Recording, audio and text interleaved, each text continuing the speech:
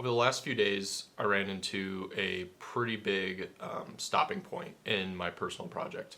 I wanted to put a fully functional code editor on the web, which we've seen a bunch of times in React and Angular projects, but I'm building my entire project in Flutter with a Firebase database structure, and there was absolutely no documentation or any YouTube videos or anything like that about adding a fully functioning code editor onto a Flutter project. I got something working. It's a little rudimentary, but I wanted to make sure to quickly document this just in case anybody out there is thinking about adding a code editor onto a Flutter web app. So without further ado, let's jump into it.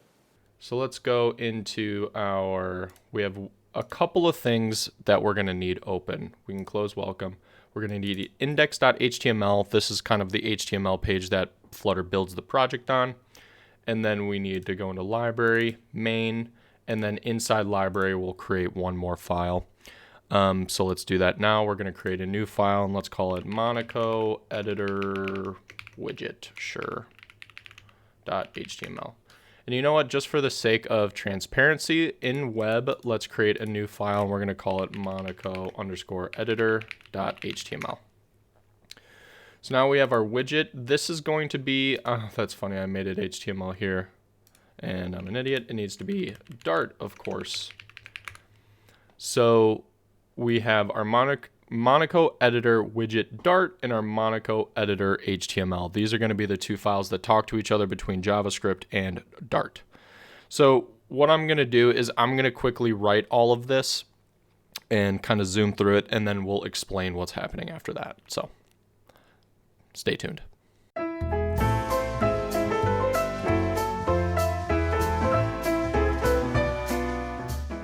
I will stop here really quick from this zoomed part of the video to say that these all come with Dart, but you will have to import this package, Dart.js.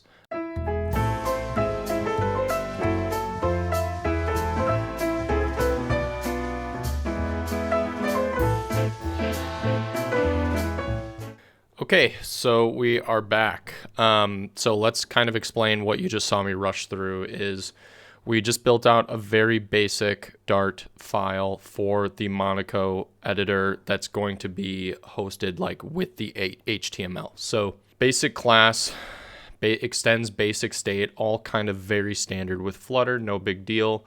This stream subscription is going to be how we talk to the HTML. This is our listener. So we're going to be able to listen to any event that happens. And here is our dispose method, so we could get rid of it when we are done, so we're not hogging memory. The Monaco editor is built on an iframe. So we want to make sure that we, in our Dart and then in our Flutter build, have something that can sort of support that and speak to that and interact with that. So this is our source here for our iframe, which is what we're going to put the editor on. And then we have no border because this is the only other required parameter. Then we want to register that. You see here that I've ignored undefined prefix name because Dart UI, it is going through an interesting bug that I probably combed GitHub pages for 3 or 4 hours maybe. But it's interesting because you'll see an invalid type on platform view registry, but I promise you it is not an invalid type. It actually works. There's no issue when it comes to registering this iframe, but Dart has a bug in its code base that is causing this to happen. And then at the end of that, we're going to return that HTML view. So now let's go into the kind of the harder part is the actual HTML. So let me just kind of snap my fingers and all the code will be there. So now we have all of our code here, and let me break this down. Let me enlarge the screen here for a second. So essentially what we're looking at is a few things. We're using the Monaco editor's CDN. If you don't know what a CDN is, it's this link right here. It's basically a link that has everything you need about the editor that you could then manipulate. For example, and let's just drop that in. And all we have here is just a crap load of information. So this gets us going. It has all of the stuff we need to make the editor work. The biggest part you need is going to be two areas. It's this script inside your head. And then here is the next part that we absolutely need is we have a add event listener. So if you guys know JavaScript at all, I know we're here on a Dart Flutter video, but if you know JavaScript at all, you know this is very basic vanilla JavaScript where we are loading the content onto the DOM. Here is the editor itself. So this is the other CDN you will need. We are going to require vs/editor/editor.main. That is the actual part of the CDN where we're going to load up the editor on the screen. We are going to put that in a variable, and we are going to create an element called container. This value is a placeholder that you'll see on the screen in a moment, and our starting language is JavaScript. It can be whatever you want here, and the theme, again, VS Dark, with an automatic layout set to true. This is going to listen to changes in the language selector and update the editor. And then next we have the run code button. This one actually, interestingly enough, took me a little time because I got the editor working, but the output window wasn't showing anything when I hit the run button. And it was an interesting problem that I'll go into in a second. Anyway, without further ado, this is kind of everything. So it's not that much code to get an editor up and running on your Dart project or your Flutter project.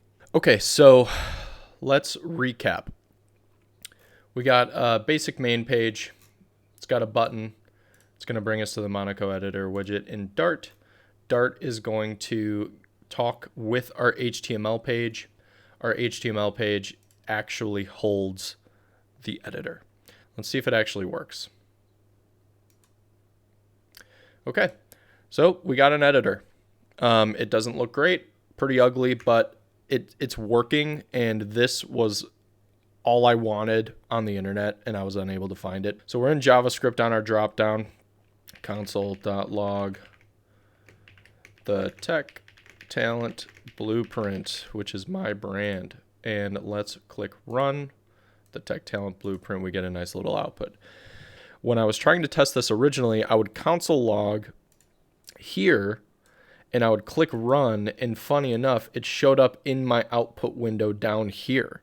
So I thought that was a really fun challenge actually to kind of get around. So what I did was I overrode on this DOM in this HTML page when console logs are run, which means when console logs are run here, it'll override to display here. So that was actually a really interesting problem. So all of this is going to be on my GitHub. I hope anybody who's randomly Googling how to add a code editor to a Flutter web app finds this, and I was helpful. Thanks, guys.